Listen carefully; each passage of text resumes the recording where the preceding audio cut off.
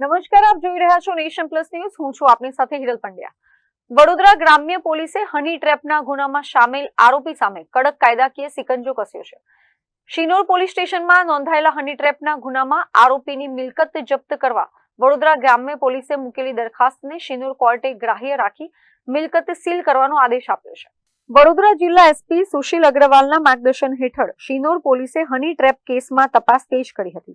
ફરિયાદી હરીશ પટેલ પાસેથી આરોપીઓએ અલગ અલગ સમયે અને સ્થળેથી ₹75,75,550 ની માતબર રકમ પડાવી લીધી હતી.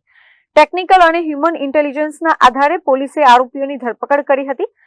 તપાસમાં બહાર આવ્યું હતું કે આરોપીઓએ ગુનાના નાણાંથી પોતાના પરિવારના નામે મિલકત ખરીદી હતી.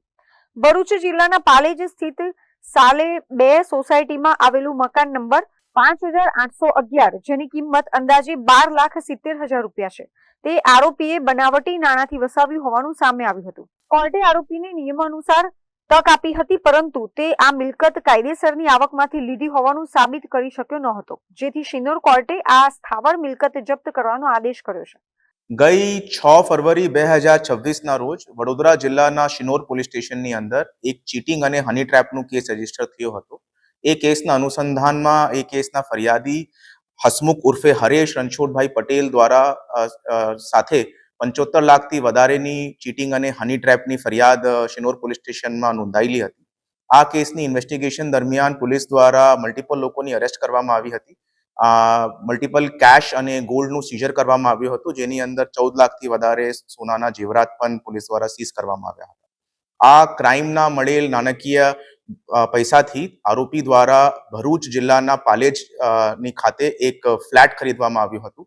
તે ફ્લેટને વડોદરા પોલીસ દ્વારા BNSS ની 107 કલમ અનુસંધાનમાં જપ્તી કરવાનો હુકમ મેળવવામાં આવ્યું છે. BNSS ની 107 કલમ મુજબની આ પ્રથમ કાર્યવાહી વડોદરા જિલ્લાની અંદર છે અને આ કલમ અનુસંધાનમાં પોલીસ કોઈ પણ ગેરકાયદેસર ક્રાઇમથી વસાવેલી પ્રોપર્ટીને જપ્ત કરવાનો અધિકાર રાખે છે અને એને ધ્યાનમાં લઈને આ પ્રથમ કાર્યવાહી વડોદરા જિલ્લાની અંદર કરવામાં આવી છે. Rahul Prajapati, nation plus news, Sinor. સમાચારોના સતત અપડેટ મેળવવા માટે અમારી નેશન પ્લસ ન્યૂઝની YouTube ચેનલને સબસ્ક્રાઇબ કરો, બેલ આઇકન દબાવો અને જોડાયેલા રહો Facebook, Instagram અને Twitter પર.